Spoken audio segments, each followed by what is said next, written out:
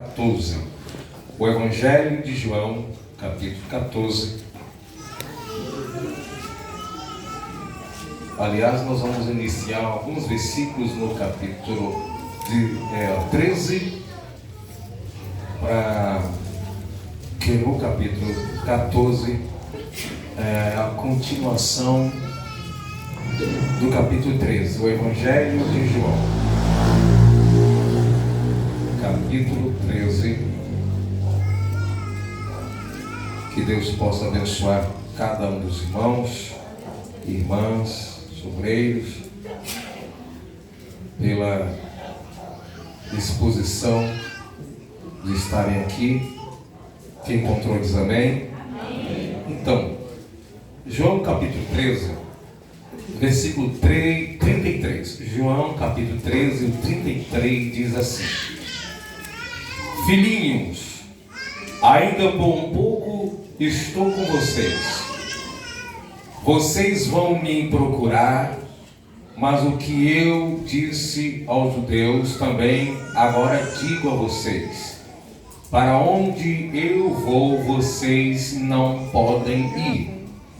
O versículo 36 diz assim: Respondeu Pedro a Jesus: para onde o Senhor vai? Jesus respondeu: para onde eu vou, você não poderá me seguir agora, mas mais tarde, porém, me seguirá. O 37, disse Pedro disse: Senhor, porque não posso segui-lo agora, darei a minha vida pelo Senhor. Jesus respondeu: você dará a sua vida por mim? Em verdade lhe digo, antes que o galo cante 3 vezes, você me negará, Pedro. O versículo 1 do capítulo 14, nova versão atualizada, um pouco diferente de alguns irmãos, diz assim: João capítulo 14 é uma continuação do 13, diz assim: que o coração de vocês não fique angustiado, ou não se turbe o vosso coração. Vocês creem em Deus, creiam também em mim. Na casa de meu pai há muitas moradas. Se não fosse assim, eu já teria dito, pois vou preparar um lugar para vocês. Quando eu for e preparar um lugar, voltarei e os receberei para mim mesmo, para que onde eu estou, vocês estejam também. E vocês conhecem o caminho para onde eu vou. Apenas até aí, os irmãos podem ficar em paz, meditando, adorando e glorificando o nome do Senhor, conforme o reconhecimento que cada um tem de que Deus é digno de toda honra e toda glória. Já faz muito tempo, ou seja, algum tempo, que me veio o pensamento de estar falando em uma oportunidade um pouco mais da vinda de Jesus, onde ele prometeu que voltaria. Ele foi para o céu, mas ele disse que da mesma forma ele voltaria. E falo isso com preocupação, porque não é uma mensagem de prioridade em nosso tempo. Falo isso que quando me converti alguns anos atrás, era uma mensagem de prioridade. E a gente sabe que não é. Os nossos sermões não têm a vinda de Jesus como prioridade. E eu digo isso no sentido geral. Os nossos cânticos também refletem isso. Agora à noite foi cantado alguns hinos, graças a Deus por isso, que retoma essa ideia, mas não é de prioridade. Eu me lembro que era muito comum em congressos de mocidade os temas serem relacionados ao arrebatamento da igreja. Congresso de jovens, de irmãs, era muito relacionado os hinos à volta de Jesus. Era muito comum você ouvir irmãos orando com aquele fervor e na sua oração eles falarem alguma coisa, quando o Senhor voltar, quando o Senhor vier, a questão de estar pronto, de estar preparado. Era muito comum a gente ter isso como primeiro foco. Jesus veio, morreu, ressuscitou, foi para o céu, mas um dia Ele voltará. E em toda a Bíblia se encontra mais de 300 referências a respeito da volta de Jesus. Em toda a Bíblia tem mais de 300 referências acerca da vinda de Jesus. Então percebemos que é de prioridade. E essas referências, elas não apenas estão no Novo Testamento, mas assim de forma profética, até do Antigo Testamento, apontando para esse grande dia. Haverá vários fenômenos, haverão muitas situações gloriosas em que vão acontecer ainda, mas a expectativa da igreja é voltada apenas, ou deve ser voltada apenas para o dia do arrebatamento, porque as demais vão acontecer depois do arrebatamento, onde estaremos não mais aguardando Jesus vir para realizar, mas já estaremos vindo com Ele na execução desses planos, como no julgamento das nações, do reino milenar e do juízo final, que nós estaremos fazendo parte, sentados em lugares celestiais. Então Jesus disse para os seus discípulos, dando algumas dicas, preparando seus corações, que Ele estaria aqui, mas que Ele ia para o céu, quando Ele veio antes da sua morte. E os discípulos não estavam preparados para ouvir essas palavras. Eles geralmente não compreendiam ou não aceitavam essa ideia de que Jesus morresse e fosse e depois voltaria, e aí isso não era muito claro para eles. Mas Jesus disse: eu vou, e para onde eu vou, vocês não irão agora. Apesar de vocês saberem o caminho, mas não vai ser agora que vocês irão. E eles não compreendem muito essa ideia. Para onde Ele vai, a gente não pode ir agora. Então eles ficaram preocupados, porque eles esperavam que Jesus viria como um rei, e como um rei declarado ali no período dos romanos, onde os romanos governavam, nos dias em que Jesus estava aqui na terra, e Ele dominasse o império romano e desse liberdade aos judeus, liberdade essa que eles esperavam tanto em seus dias. Mas Jesus não dá a entender que ia fazer nada disso. Ele disse: o meu governo não é deste mundo, o meu reino não é deste mundo. Mas era o que os discípulos queriam que Jesus fizesse. E aí Jesus está falando de morrer, de ir embora, e eles não iriam agora. E o que eles esperavam tanto acontecer, e não tinha iniciado ainda. Isso era muito confuso para eles. Então Jesus disse: olha, eu vou, vocês não vão agora, mas vocês sabem o caminho. Não turbe o coração de vocês. Vocês têm isso no original da Bíblia, é um imperativo. Vocês têm que acreditar em Deus e acreditar em mim.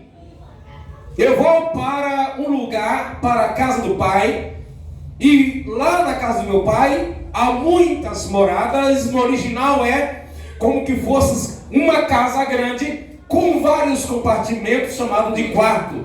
Lá na casa do meu Pai há muitos quartos, como na nossa versão em português fala, há muitas moradas. E eu vou preparar algumas dessas moradas que já existem para vocês. E quando eu for, eu voltarei para vocês, para que onde eu esteja ou onde eu estou, estejais vocês também. Então Jesus está tentando consolar o coração dos discípulos, que Ele iria, mas Ele voltaria. Mas a sua ida era temporária, apesar de nosso tempo parecer ter muitos anos. Isso tem mais ou menos 2000 anos aproximadamente, ou talvez ainda não. Mas eu vou preparar e voltarei para levar vocês para lá. Porque lá onde eu vou estar, eu quero que vocês estejam comigo. Vou vir aqui buscar vocês para que vocês estejam lá comigo também. Jesus está falando isso para consolar o coração dos discípulos, porque ele já inicia dizendo: eu não turbe o coração de vocês, porque eu estou falando de ir embora, eu estou falando de ir, porque eu tenho objetivo, eu tenho propósito nisso. Que o coração de vocês não fique angustiado. Crê em Deus e crê também em mim. Na casa de meu pai há muitas moradas. Se não tivesse essas moradas lá, eu já teria falado isso para vocês. E quando eu for e vos preparar lugar, em algumas versões não muito boas, diz assim: e se eu for? Mas isso não corresponde à realidade do texto sagrado no original. Não é e se eu for, mas é: e quando eu for e vos preparar lugar, eu voltarei e levarei vocês para mim mesmo, para onde eu estiver, vocês estejam também comigo, consolando eles. A Bíblia sempre quer render a nossa memória, ou trazer à nossa memória essa questão de que um dia vamos estar com o Senhor, não mais em carne limitados, mas sim num corpo glorificado, e não apenas temporariamente, mas para todo sempre. A Bíblia nos diz, lá no capítulo 4 do primeiro livro a Tessalônica, algumas pessoas tinham morrido e eram salvos, mas os que ficaram vivos estavam preocupados: morreu, e aí agora? Então Paulo chega e diz assim: ó, vocês não devem ser ignorantes ou do desconhecimento de vocês a respeito daqueles que morreram ou dos que dormem. Dormir ali tem em relação ao corpo, não em relação à alma. Porque esses que morreram em Cristo, eles um dia Deus trará com ele em Cristo Jesus. Porque no toque da última trombeta, os mortos em Cristo ressuscitarão. E eu digo para vocês que nós não vamos ser retirados dessa terra antes dele, mas juntamente com eles nós seremos arrebatados na nuvem, a estar com o Senhor nos ares. E aí diz assim, ó: estaremos com o Senhor para todo sempre. Então diz: consolai-vos uns aos outros com estas palavras. Paulo está consolando as pessoas que perderam seus parentes, apesar de ser crente, dizendo que eles tinham morrido, que eles estavam apenas dormindo, mas que um dia eles ressuscitariam e seriam arrebatados na vinda do Senhor com os vivos fiéis a Cristo, e estariam para sempre com Ele. A ideia é: fiquem em paz, porque para Deus os salvos não morreram. Para Deus os salvos estão vivos, porque estão diante da face do Senhor, apesar de ainda não estar no lugar onde estaremos depois do arrebatamento da igreja. Nós precisamos trazer à nossa memória essa esperança. Porque, preste bem atenção, por que é que nessa vida nós estamos tão focados nos bens terrenos? Por que é que nós estamos ajuntando tanto tesouro nessa terra, onde a Bíblia diz: não vos ajunteis tesouros na terra, mas ajuntei-vos tesouros no céu, porque lá o ladrão não tem como arrombar a porta e roubar de vocês, mas ajunteis tesouro no céu. Por que é que Jesus está sempre tentando tirar isso de nós, o que é terreno do nosso coração? É porque se você perdeu o foco, como foi falado nessa noite, de um alvo, se a gente perder esse alvo, de que Jesus, o seu propósito principal que vinha aqui, foi para comprar um povo, e aí diz a Bíblia, comprar um povo para si, um povo especial, zeloso e de boas obras. Jesus não espera de nós que vivamos uma vida, Deus dará, empurrando com a barriga, Maria vai com as outras, como diz os provérbios, os ditados, os dizeres populares. Jesus quer que vivamos na esperança. Eu vou trabalhar, vou comer, vou dormir, vou me divertir, mas eu estou antenado naquilo que é o principal. A qualquer momento Ele vai vir me buscar, e eu quero estar esperando esta hora acontecer. E quando a gente perde o alvo, a gente começa a se embaraçar com muitas coisas dessa vida, porque não estamos preocupados com este momento. Você pode plantar um pé de laranja, sabe que ele não vai dar laranja em pouco tempo. Apesar que hoje tem uns pezinhos de laranja que você compra enxertado, que ele já vem com laranja. Mas o natural é que você planta e demora um pouco. Mas você não sabe se Jesus vai vir hoje ou amanhã. Mas você plantar o pé de laranja, sabendo que você pode até morrer depois de colher ou antes, pode ser que demore ou não pode perder a esperança. Eu estou fazendo isso enquanto Jesus não vem, eu estou trabalhando, levando a minha vida normal. Mas a qualquer hora eu sei que Ele vai me arrebatar daqui. Quem aqui está esperando o arrebatamento da igreja? E como hoje é culto de família, é preciso que nós, que somos conscientes disso, somos adultos e que Jesus veio buscar a igreja, nos esforçamos ao máximo de inserir nesse reino, reino de luz, os nossos familiares. A gente percebe que não é nossa prioridade também. Olha, a gente vê pais e mães, maridos, mulheres, pessoas inserindo seus filhos no mercado de trabalho, na faculdade, em diversas áreas, com muito esforço, paga o preço, como os provérbios dos evangélicos, luta e vai atrás e soa, vende até alguma coisa para o filho fazer faculdade. Tudo das coisas da terrena. E não está fazendo nada de errado. Mas onde é que está o problema, meus irmãos? É que a gente não vê as pessoas fazendo o mesmo para que os filhos entrem no reino do céu. A gente vê alguns maridos que sofrem no sentido positivo, que ele vai à luta para a esposa ter um negócio próprio, porque ela quer ter uma vendinha, um salão de cabeleireiro, que ela vem redever roupa, ela quer ser manicure. Então o marido vai lá e paga e compra e constrói, faz alguma barraquinha na frente, monta uma loja, não tem nada de errado. O problema é que percebe muitas vezes que a esposa está fraca espiritual e ele não faz o mesmo para que a esposa seja firme e inserida nesse reino, a preocupação pelo reino. A gente ouve muitos pais dando testemunho de que os filhos cresceram, prosperaram, adquiriram empresa, adquiriram um bom salário, mas o testemunho de que os filhos estavam fracos, estavam perdidos e está reconciliando, quase não se ouve falar. O foco no segundo lugar. Nas nossas conversas, que envolvem família, são poucos testemunhos que se dão de um crescimento espiritual na vida do nosso familiar. Geralmente, qual é o testemunho que nós damos na nossa família? É que o meu marido já não é mais o que era, piorou. E a minha mulher, né?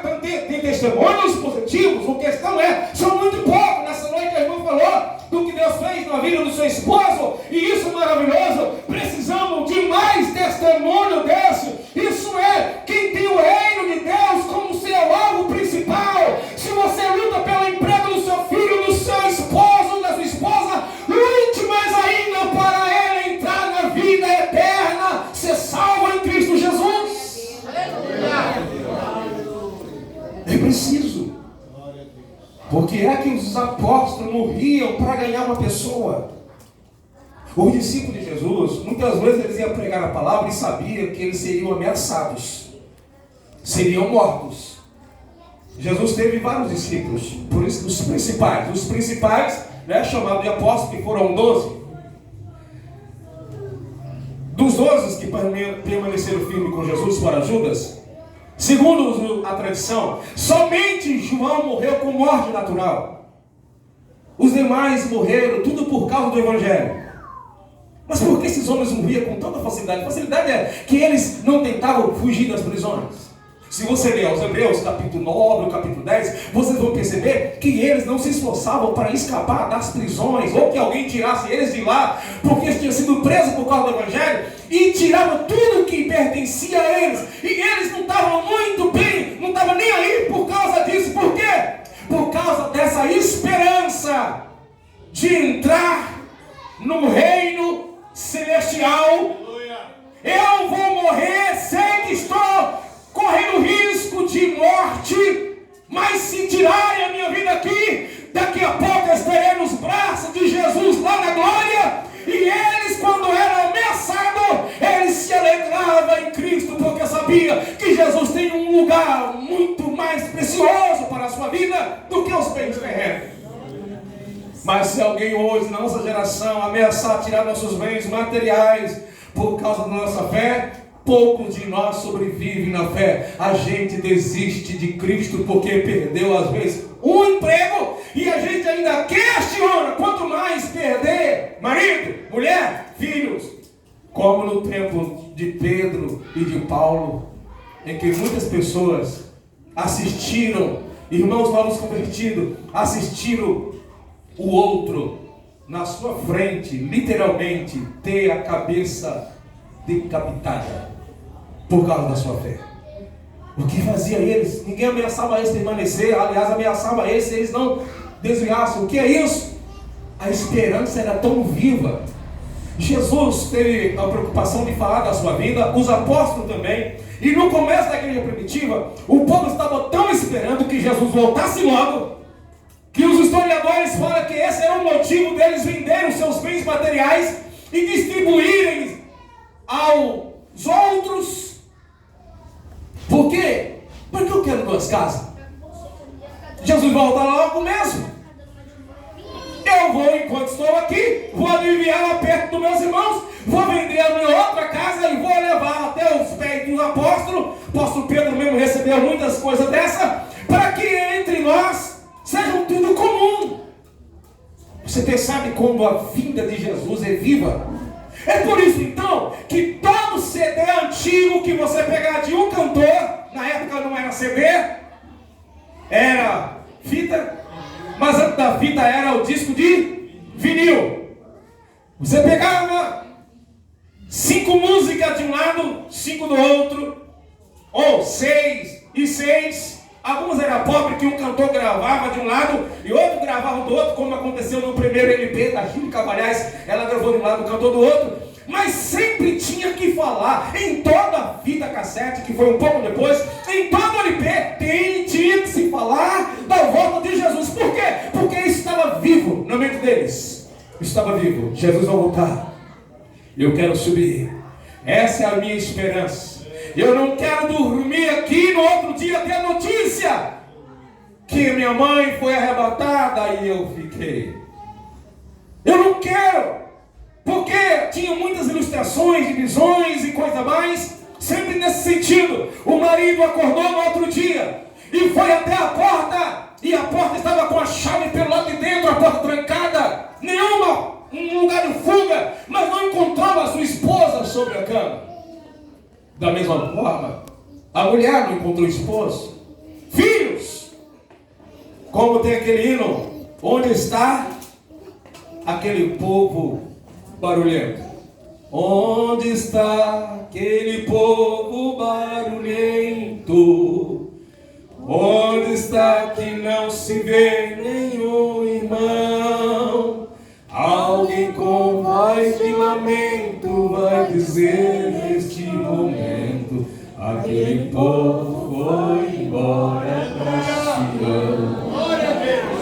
Alguém vai dizer: onde estão os crentes do Imperatriz? Onde estão os pastores, os obreiros? Não abriram a igreja hoje no domingo? O culto público, onde é que está o povo? Estou aqui na porta e dando notícia aí que aconteceu tanta coisa, estou perturbado. Eu vou lá pedir explicação para os pastores, os obreiros, as irmãs da porta, mas até agora 8 horas da noite não se abriu e tantas coisas que não tem explicação. E alguém vai dizer: o que está fazendo na porta da igreja da Imperatriz? Eu estou aqui procurando abrir para o culto, mas ninguém até agora chegou. E essa pessoa vai dizer assim com voz de lamento: esse povo barulhento aí, eu também, de vez em quando eu entrava lá para fazer parte do culto, mas eu não me firmei na fé, eu não deixei meus pecados, eu até me batizei, mas eles, eu acabei de descobrir que eles foram embora para Sião. Eles foram embora. E eu fiquei. Vai dar muitas explicações, as pessoas vão sofrer com isso. Mas Jesus, o relógio de Jesus está, igreja, tic-tac. continuar sonhando. Eu posso continuar sonhando, trabalhando, indo e vindo. Mas eu não posso perder esse alvo, objetivo principal da igreja. É a esperança, a bendita esperança e o aparecimento do Senhor. Como diz a Bíblia. O que é que a gente está esperando para deixar os nossos pecados? O que é que a gente está esperando para evangelizar a nossa família? Que a gente fala de todos os assuntos, a gente edifica, a gente constrói, a gente trabalha, a gente sonha, a gente faz tanta coisa. Muitos pais já estão fazendo plano para os seus filhos quando eles crescerem. E não tem nada de errado nisso. O problema é que nesse plano, para quando o seu filho crescer, você não está incluindo nisso o reino de Deus. A gente constrói tanta coisa pensando só no terreno. Como que a gente fosse viver eternamente aqui, meus irmãos? Um dia eu fui construir a casa de um irmão, uma casa muito grande. Cerca de 20 metros de comprimento, a casa por 12 metros de largura, uma garagem que cabia sem nenhuma coluna no meio. Eu falo porque eu construí do começo ao fim e fiz a maior parte das ferragens ali. Cabia 6 carros com folga, numa garagem só, condomínio aqui no Ibitino, aqui perto da Cruz de Ferro ali. E ali tinha vários quartos, dava para fazer até elevador se quiser. Essa garagem embaixo e a parte da casa em cima, aquelas colunas com 72 centímetros de só a ferragem. Caberia, teve que ser guincho para colocar as ferragens em cima, muito grande, e outras ferragens teve que fazer no local, porque a casa era construída nesse vão tão aberto, 9 metros por 8,60, era o tamanho da garagem, livre, sem nenhuma coluna, só vigamento. E esse irmão me chamou a atenção, é que ele fez um quartinho nessa casa. E aquele quartinho tinha assim um jardim suspenso que a gente fez, que cobre mais de 200 latas de terra só para fazer um jardim suspenso, em cima de um salão. Mas o problema é, o salão que ele construiu na época, foi pensando em colocar lá uma mesa de sinuca. Jogar, como servo de Deus. Eu não estou dizendo que é errado ou certo, só estou dizendo por quê. A gente não constrói uma casa com tantos cômodos e faz uma casinha, faz um cômodo e fala assim, olha, isso aqui é o meu quarto de oração.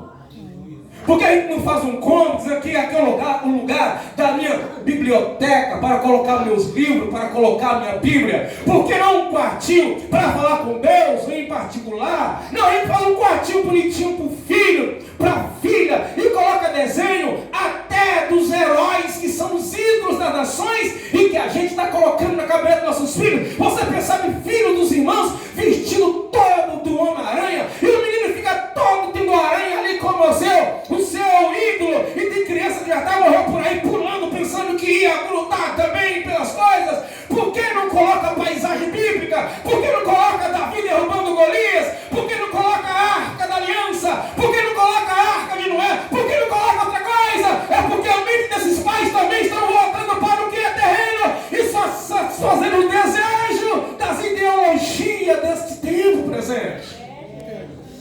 É difícil hoje você ouvir um pai dizendo que deu de presente no aniversário uma Bíblia de desenho para os seus filhos, ilustrada, mas dá um celular para a morte do próprio filho, que ainda é criança. Estou falando morte, literalmente e figuradamente, espiritualmente, principalmente.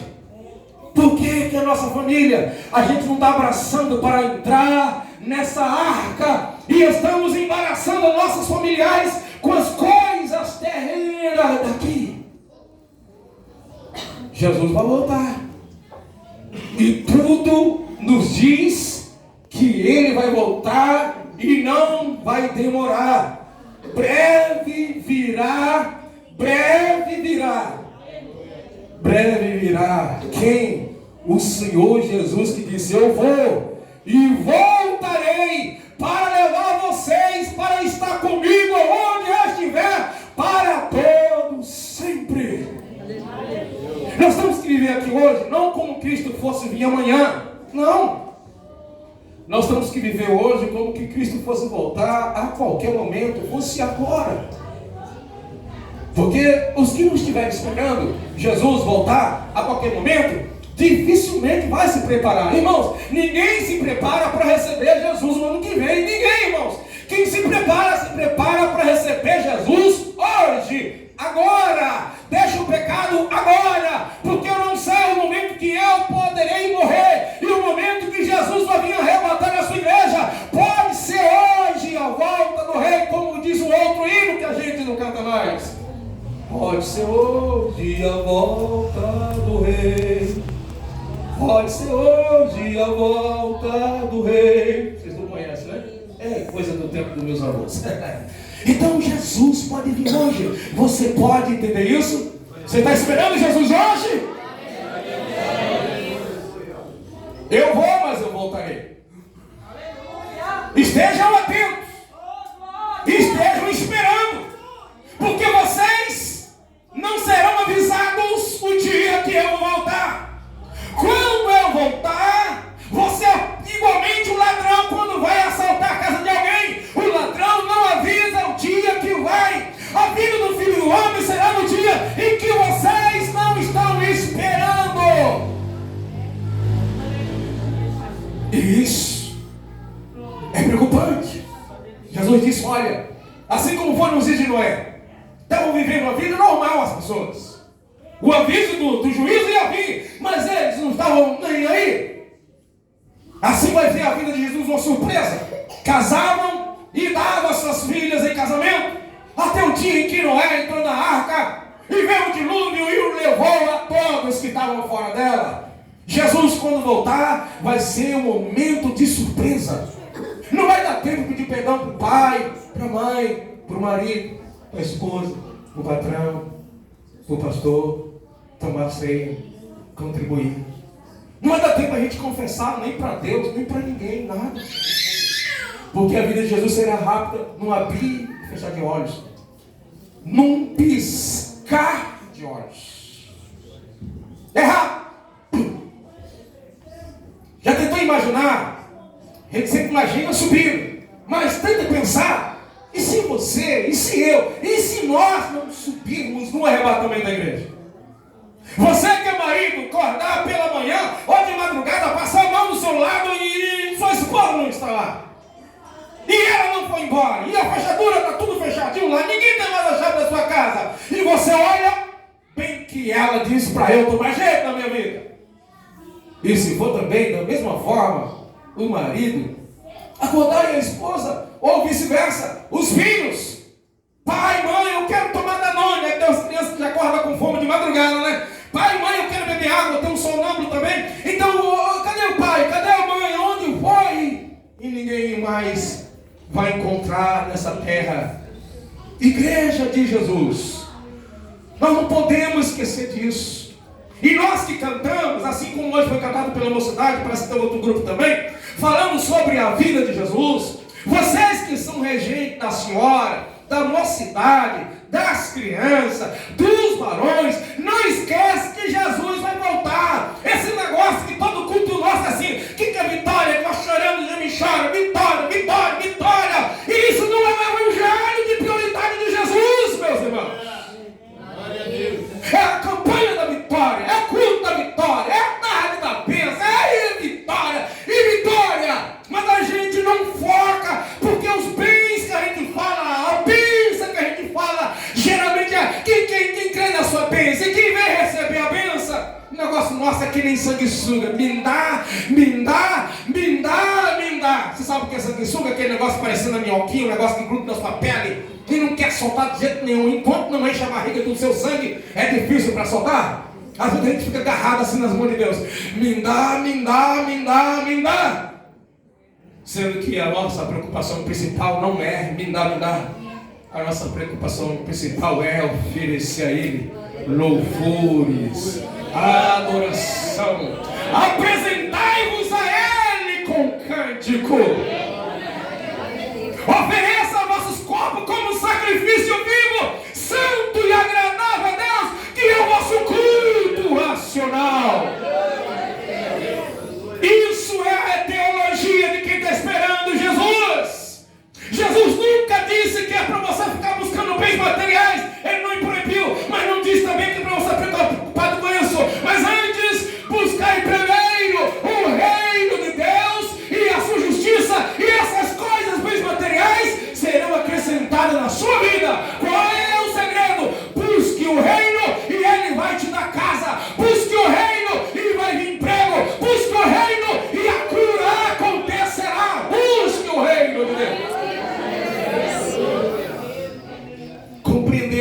vontade de Deus.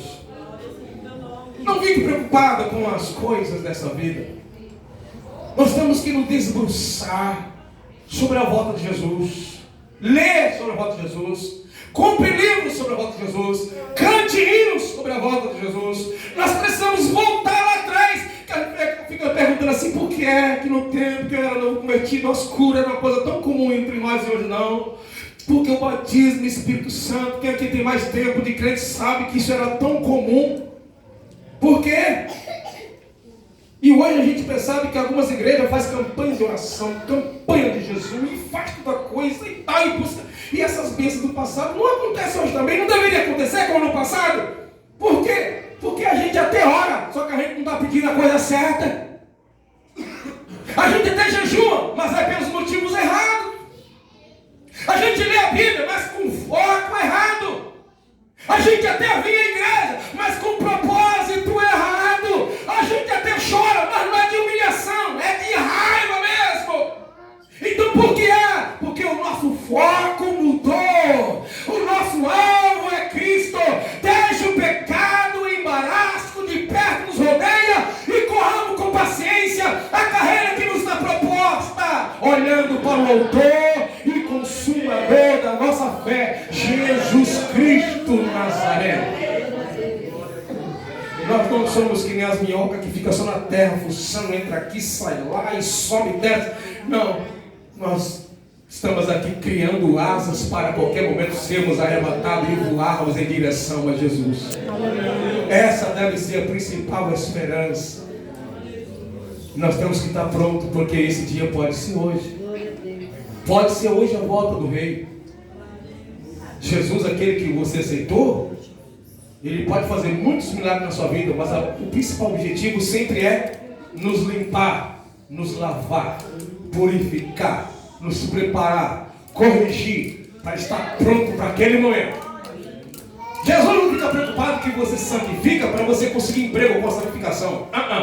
Porque isso aí até quem não se converte, vem para a igreja de Deus é misericordioso, até para os ingratos e mal, diz a Bíblia. Até eles recebem, quem não está com Deus. Você conhece pessoas descrentes que conseguem emprego bem melhor do que o meu e o seu. Você conhece pessoas descrentes que é curado dentro da igreja, fora da igreja, por Deus, porque Deus é misericordioso. Mas a entrada no reino celestial é só para quem está esperando o grande Deus.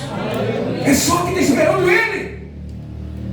Então essa deve ser a preocupação principal da igreja. Jesus vai voltar a qualquer hora, a qualquer dia. O que é que nós estamos fazendo da nossa vida, meus irmãos? Por que é que a gente já não chora mais por aquele dia? Dormir pensando, oh Jesus, se o Senhor voltasse hoje, eu gostaria tanto. Eu lembro que as pessoas ficavam orando, querendo ter visões, eu me lembro disso. As pessoas que sonhavam assim, quando eu vi alguém contando uma visão, o maior sonho de alguns irmãos era um dia ter uma visão lá dentro do céu, né? Vendo como é o céu, os anjos, as pessoas têm aquele sonho. Tinha gente que pensava tanto nisso que sonhava de verdade com os anjos, coroa, rua de ouro. Ai, irmão, você vai encontrar muitas gravações na época, nem tinha CD, nem DVD. Muitas gravações de pessoas que sonharam, tiveram visão com essas coisas.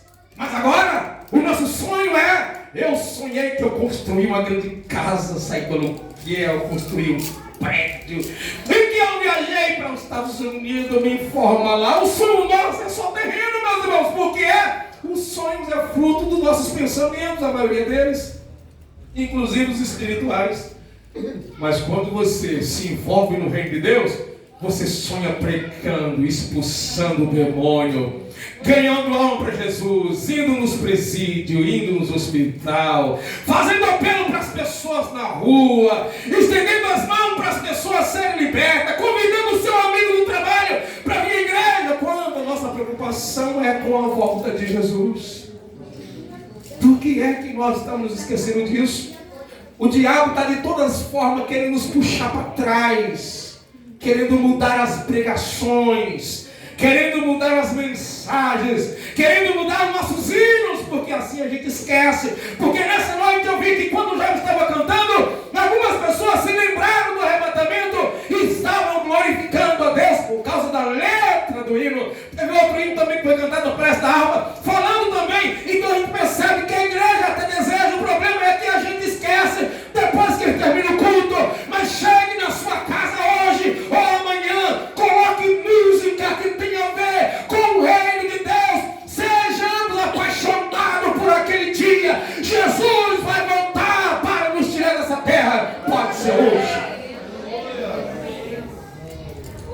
Porque quem dorme esperando a volta de Jesus, não vai dormir de costa virada para a esposa, para o esposo.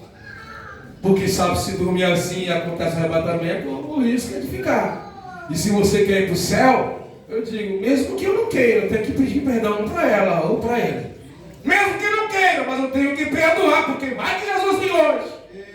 Tem um vizinho aqui que ficou de mal comigo porque ele me interpretou errado. Eu não quis dizer o que ele pensou, mas eu tenho que procurar para me consertar, porque eu não quero ficar quando o arrebatamento da igreja acontecer. Eu estou enrolando para pagar uma dívida aí que eu acabei me enrolando e estou devendo dinheiro para o fulano de tal, e eu estou levando o nome de caroteiro por aí, eu sei que Deus está triste comigo, eu vou fazer de tudo para pagar minha dívida, porque eu sou um crente de salvo, eu não quero colocar em risco a minha salvação. Eu pequei, eu estou viciado em alguma coisa errada, eu tenho que me consertar, porque a qualquer momento Jesus pode vir buscar essa igreja. Nós precisamos estar alinhados. Eu preciso reconciliar com Deus, porque aqueles que ainda não se reconciliou, se Jesus voltar, vai ficar. Eu tenho que aceitar Jesus como meu Salvador, porque sem aceitar Jesus como Salvador, se Jesus voltar, essa pessoa fica. Eu tenho que abandonar minha bebida, meu cigarro, a pornografia, a mentira, o maltrato com minha esposa, com meu esposo, com meus filhos.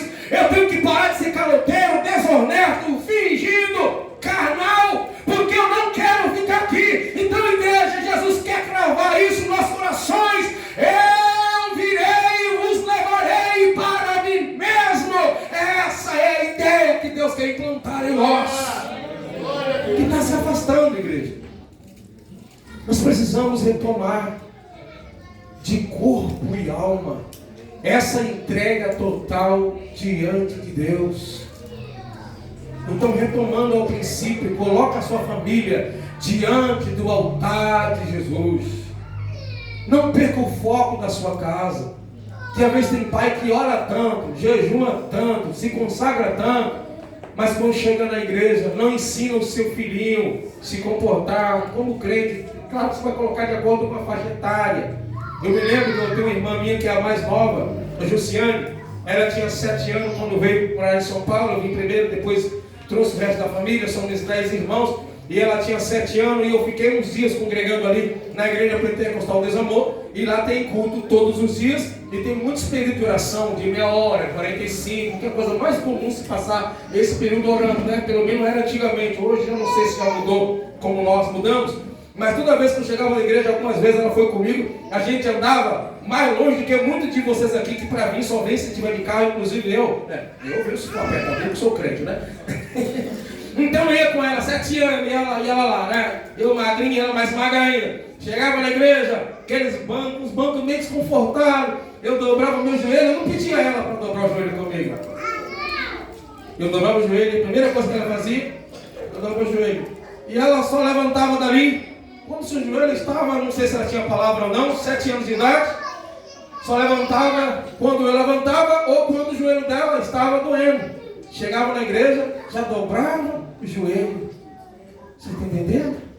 Quantas vezes chega aqui na igreja e dobra o joelho e o seu filho faz isso com você, que não vem um minutinho. Ah, mas ele é criancinha. Vai ensinando. Você quer que seu filho seja dizimista ofertante? Dá todo o culto para ele, se você tiver, claro, uma moedinha para ele ofertar. Observa o seu filho quando estiver orando aqui na frente, se ele está orando junto com os obreiros, com o olho fechado. Se não, fala, filho, toda vez que for chamado na frente, feche seu olho também. Ensina o seu filho a ser crente, meus irmãos.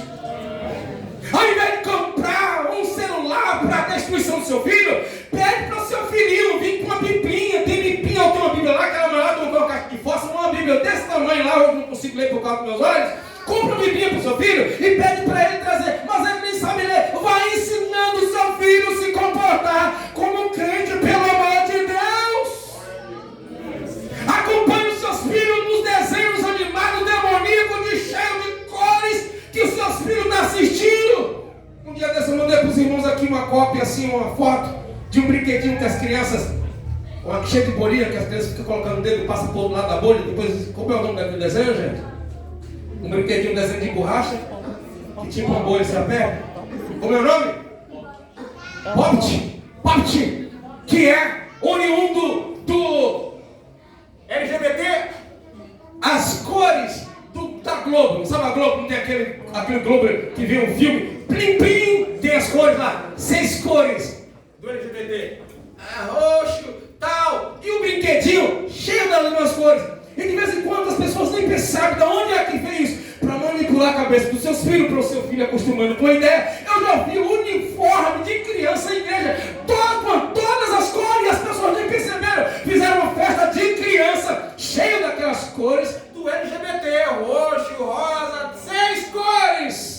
O diabo implantando, e a gente não está acordado para essa realidade. Tudo isso porque a volta de Jesus está se aproximando e o diabo está trabalhando mais do que tudo para destruir a nossa casa e a nossa família. E quando chegam 18 anos, as crianças decidem que não quer mais ser crente, porque talvez elas nunca foram. Por quê? Foram levadas para a igreja, mas não foram ensinados o caminho que é Cristo Jesus. Eu digo para você, nunca deixa de trazer os seus filhos para a igreja, mas ensinar a criança o caminho que deve andar não é trazer para a igreja, mas é pegar a palavra de Cristo e colocar no coração dele, dizendo: filhinho, Jesus vai vir buscar o papai e a mamãe, e eu quero que você seja arrebatado comigo também, meu filho. Gente, vamos acordar para a realidade. Porque o mal, a gente não está indo até ele, mas ele está vindo até nós para o destruir. Cuidado, que a manipulação está aí. Nas redes sociais, televisão, a internet hoje que é bem mais perigoso que a televisão, está aí. Precisamos abrir os olhos. Porque tudo isso é porque Jesus pode voltar. E o diabo está preparando o seu campo para deixar muito crente sem subir no arrebatamento da igreja. O diabo está preparando vários meios para segurar você aqui. Mas aquele que estiver de olhos abertos, batendo, esperando, vai ser raptado num piscar de olho. Eu quero estar lá com Cristo na glória. Onde está a segunda pessoa? Você quer ir também? Então precisamos estar atentos, que pode ser hoje. Como é o hino mesmo aí, irmão? Onde está aquele povo barulhento? Toca aí esse teclado aí, meu irmão. Muito em breve. Canta aqui, crê.